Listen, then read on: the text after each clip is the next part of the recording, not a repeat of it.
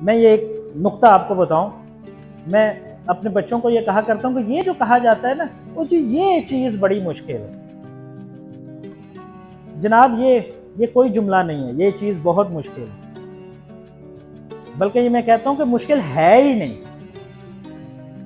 تو بچے جو ہیں وہ بھی میری طرح کہیں ہیں، وہ کہتے ہیں سر جی جانے دو، ہم محسوس کرتے ہیں الجبرے کا ایک سوال ہے تو ہم مشکل محسوس کرتے ہیں، اور آپ کہہ رہے ہیں مشکل ہے ہی نہیں۔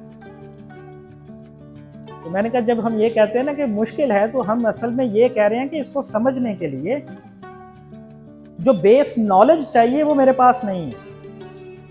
میں مثال دیتا ہوں، ایک بندہ کہتا ہے جی مجھے نا تقسیم بڑی مشکل لگتی ہے، اللہ کے ولی تمہیں پہاڑے نہیں آتے۔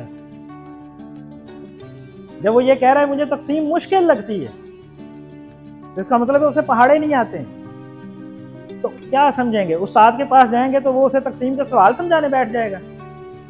ایک اچھا استاد سوال حل کرنے سے پہلے بچے کی مشکل حل کرتا ہے۔